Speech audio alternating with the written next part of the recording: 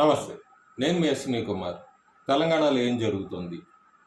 BRS అధ్యక్షుడు మాజీ ముఖ్యమంత్రి కేసీఆర్ తెలంగాణ భవన్కి వచ్చారు. తెలంగాణ భవన్కి వచ్చి అక్కడి నుంచి పాస్పోర్ట్ ఆఫీస్కి వెళ్ళారు. తెలంగాణ భవన్కి వచ్చారు కాబట్టి ఒక 2 వ్యాఖ్యలు చేయాలిగా, క్యాడర్ని అంతా కూడా ఉత్తేజపరచాలి కాబట్టి, ఎమ్మెల్యేలు ఎవరు చేజారిపోకూడదు కాబట్టి ఆయన తనదైన శైలిలో కాంగ్రెస్ గ్రాఫ్ పడిపోయింది, రేవంత్ రెడ్డి మీద ఎంత తొందరగా వ్యతిరేకత వస్తుంది అనుకోలేదు, కాంగ్రెస్ డౌన్ అయింది అనుకుంటూ ఉత్తేజపరచడానికి ప్రయత్నించారు. తర్వాత తన పని తాను చేసుకొని వెళ్ళిపోయారు. కాంగ్రెస్ పార్టీ కౌంటర్ ఇచ్చింది.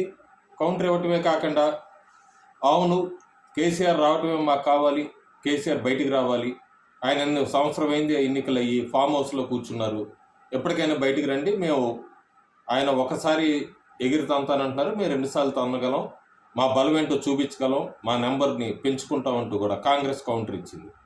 ఇద్దరి మధ్యలో మళ్ళీ ఒకసారి బీఆర్ఎస్ నాయకులేమో కాంగ్రెస్ బీజేపీ ఒకటే అన్నారు, కాంగ్రెస్ నాయకులు బీజేపీ బీఆర్ఎస్ ఒకటే అన్నారు. మధ్యలో నలిగిపోతుంది. ఏం చేయాలో ఎటు పాలుపోక అంతర్గతంగా కుమ్ములాటలతో సతమతమవుతున్న ఏకైక పార్టీ తెలంగాణలో బీజేపీ. లోక్సభ ఎన్నికల్లో 8 స్థానాలు గెలుచుకున్నారు, అలాగే అసెంబ్లీ ఎన్నికల్లో 8 స్థానాలు గెలుచుకున్నారు. సాధించేసాం చాలా ఎక్కువ, గొప్పలు చెప్పుకుంటానికే ముందుకొస్తున్నారు తప్ప నాయకులు ఎక్కడా కూడా పార్టీని పటిష్టపరిచి రాబోయే అసెంబ్లీ ఎన్నికల్లో పార్టీని అధికారంలోకి తీసుకెళ్లాలనేది ఎక్కడా కూడా కనబడదు మనకి తెలంగాణ బీజేపీ నాయకుల్లో. కొన్ని రోజుల కిందట సీ ఓటరు, ఇండియా టుడే లేదా మూడ్ ఆఫ్ ది నేషన్ అని విడుదల చేసిన ఆ తెలంగాణలో బీజేపీ గ్రాఫ్ 30% ఓట్ షేర్ నుంచి 41% ఓట్ షేర్ పెరిగినట్టుగా వాళ్ళ సర్వే చెప్తుంది. సహజంగా అయితే సర్వేలను పెద్దగా పట్టించుకోకర్లేదు, ఏదో ఇచ్చారు పార్టీకి అనుకోవచ్చు. కానీ సీ ఓటర్ సర్వే 2023 అసెంబ్లీ ఎన్నికల్లో, అట్లాగే 2024 లోక్సభ ఎన్నికల్లో తెలంగాణ వరకు ప్రొజెక్షన్స్ చాలా దగ్గర అయినాయి, పర్ఫెక్ట్ అయినాయి, కరెక్ట్ అయినాయి కూడా.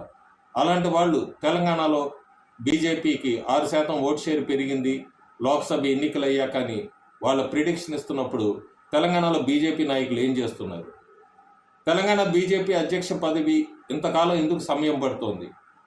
ఒక పక్కన 27 సంవత్సరాల తర్వాత ఢిల్లీలో బీజేపీ కాషాయ జెండా ఎగరవేసుకెలిగింది. వెస్ట్ బెంగాల్లో ఆర్ఎస్ఎస్ మోహన్ భాగవత్ లాంటి వాళ్ళు బీజేపీని మళ్ళీ బెంగాల్లో మొట్టమొదటిసారి పీఠం ఎక్కించాలని వాళ్ళ ప్రయత్నాలు వాళ్ళు మొదలుపెట్టారు. బీజేపీ తరఫున సువేందు అధికారి కూడా ఆయన క్యాంపెయిన్ చేసుకుంటూ మొదలుపెట్టాడు. తమిళనాడులో అన్నమలై లాంటి వ్యక్తులంతా కూడా ముందుకి బీజేపీని ఎట్లా అధికారంలో కూర్చోబెట్టాలి అని చెప్పి వాళ్ళ ప్రయత్నాలు వాళ్ళు చేస్తున్నారు. తెలంగాణకు వచ్చేటప్పటికి మాత్రం ఆ తెలంగాణ నాయకులంతా కూడా ఆ వ్యక్తికి అధ్యక్ష పదవి ఇస్తే మేము ఊరుకోము, లేదు ఆ వ్యక్తిలో ఈ నెగిటివ్లు ఉన్నాయి, ఆ నెగిటివ్స్ ఉన్నాయని ఢిల్లీ నాయకులకి కంప్లైంట్స్తోనే సరిపుచ్చుకుంటున్నారు. బండి సంజయ్కి ఆల్రెడీ ఇచ్చారు కదా, బండి సంజయ్కి మళ్ళీ ఎట్లా ఇస్తారు? కేంద్ర మంత్రి పదవిగా ఉన్నారని ఆయన వ్యతిరేక వర్గం అంటుంటే, ధర్మపురి అరవింద్ ఆయన నిజామాబాద్ వరకే పరిమితము, మిగతా జిల్లాల్లో ఆయన క్యాడర్ లేదు, ఆయనకి ఎట్లా ఇస్తారని ఒక వర్గం అంటుంటే, ఈటల రాజేంద్ర మీద ల్యాండ్ గ్రాబింగ్ కేసెస్ ఉన్నాయి, వామపక్ష భావాలు ఉన్నాయి, ఆయన ఎప్పుడైనా పార్టీ మారచ్చు అంటూ కూడా ఆయనకు వ్యతిరేక వర్గీయులు ఢిల్లీలో చెప్పడం సరిపోతుంది. ఈ మధ్యలో నేను మహిళని, నేను రేవంత్ రెడ్డిని తట్టుకుని నిలబడి గెలిచాను, నాకెందుకు ఎవరు అంటూ కూడా డీకేఆర్ను మాట్లాడుతున్నారు. అసలు నన్ను మించిన ఆరేటర్ లేరు, నన్ను మించిన పోరాట వ్యక్తి లేరు. మెదక్ జిల్లాలో చాలా సంవత్సరాల తర్వాత నేను బీజేపీని గెలిపించాను, నాకెందుకు ఎవరు అని రఘునందన్ రావు అంటున్నారు. ఆర్ఎస్ఎస్ భావాలు గల వ్యక్తిని, నేను చాలాసార్లు బీజేపీ తరఫున మల్కాజ్గిరి నుంచి పోటీ చేశాను, నా పరిస్థితి ఏంటని రామచంద్రరావు అడుగుతున్నారు. ఎవరికి వాళ్ళు ఢిల్లీలో లాబింగ్ మొదలుపెట్టారు, రాష్ట్రాన్ని పూర్తిగా వదిలేశారు, రాష్ట్రంలో పార్టీ క్యాడర్ను కూడా పూర్తిగా వదిలేశారు. రాష్ట్రంలో పార్టీ ఏమైపోయినా పర్వాలేదు, మాకు బీజేపీ అధ్యక్ష పదవి ఇస్తే చాలు అని తన్నుకుంటున్నారు తెలంగాణ బీజేపీ నాయకులు. కింద క్యాడర్ అంతా ఎదురు చూస్తున్నారు, ఎప్పుడు బీజేపీ అధ్యక్ష పదవిని అనౌన్స్ చేస్తారు, మేము రంగంలో దిగుతాము, మేము ఐటీ సెల్ ప్రమోట్ చేసుకుంటాము, మేము సోషల్ మీడియాలో ప్రమోట్ చేసుకుంటాము, పార్టీకి వర్క్ చేస్తాము. ఆర్ఎస్ఎస్ ఎదురు చూస్తోంది, బీజేపీ క్యాడర్ ఎదురు చూస్తుంది, వీటన్నిటికీ మించి తెలంగాణ ప్రజలు ఎదురు చూస్తున్నారన్నది సీ ఓటర్ చెప్తుంది. నాయకులు ఏం చేయాలి? ఈ సమయంలో కలిసికట్టుగా ముందుకు వెళ్ళాలి. కాంగ్రెస్ పార్టీ గ్రాఫ్ డౌన్ అయిందన్నదైతే ప్రతి ఒక్కళ్ళు ఒప్పుకోవాల్సిందే. కాంగ్రెస్ నాయకుల్లో కూడా చిట్ చాట్లు అదే చెప్తున్నారు. దాదాపు సంవత్సరం కాలం పరిపాలనలో గ్రాఫ్ అయితే క్లియర్గా పడిపోయింది తెలంగాణలో కాంగ్రెస్ పార్టీది. అందుకే కాంగ్రెస్ పార్టీలో కూడా ముఖ్యమంత్రికి వ్యతిరేక శిబిరాలంటూ మొదలైనవి. కాంగ్రెస్ ఇన్ఛార్జ్ తెలంగాణకు సంబంధించి మార్పులు చేశారు. తెలంగాణ ముఖ్యమంత్రి కూడా ఒక 2-3 నెలల్లో పథకాలు అమలుపరచాలి, లేదంటే మొత్తం పార్టీ డౌన్ అవుతుందని ఆయన ఆలోచనలో ఆయన ఉన్నారు. బీఆర్ఎస్ పార్టీ డౌన్ అయిపోయింది.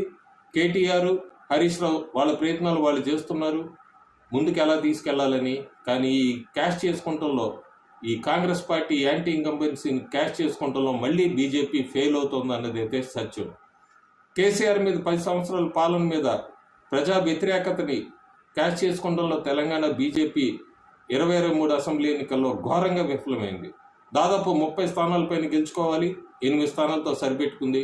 అయినా మాకు చాలు 8 స్థానాలతో అంటూ కూడా లీడర్లు, ఎమ్మెల్యేలు ఎవరి దిక్కున వాళ్ళ అసెంబ్లీ నియోజకవర్గాల్లో కూర్చొని ప్రెస్ మీట్లు పెడుతున్నారే తప్ప ప్రభుత్వం మీద పోరాడట్లేదు. తెలంగాణ డెమోగ్రఫీలో క్లియర్గా చూసుకుంటే కాంగ్రెస్, సిపిఐ, సిపిఎం, ఎంఐఎం అన్నీ కలిసికట్టుగా ముందుకెళ్ళేట్టుంది. బీజేపీ వైపుకి బీఆర్ఎస్ వస్తుందా లేదా అనేది కాలమే నిర్ణయిస్తుంది. కానీ బీజేపీ ఇక్కడ ఈ డెమోగ్రఫీలో ఖచ్చితంగా గుర్తుపెట్టుకోవాల్సింది 6% ఓటు బ్యాంక్ నుంచి మొదలు పెట్టాలి బీజేపీ. ఎందుకంటే ఆల్మోస్ట్ తెలంగాణలో ప్రతి నియోజకవర్గంలో కూడా ముస్లిం ఓటు బ్యాంక్ ఉంది. ఆ ముస్లిం ఓటు బ్యాంకు కాంగ్రెస్ కూటమికే పడుతుంది. అంటే బీజేపీ స్టార్ట్ చేయాల్సింది 6% ఓటు బ్యాంక్ నుంచి ఎలా పెంచుకుంటే వెళ్ళాలి. ఈ సర్వేలన్నీ కూడా బీజేపీకి అనుకూలంగానే ఇస్తున్నాయి. 2023 అసెంబ్లీ ఎన్నికలప్పుడు ఇచ్చినాయి.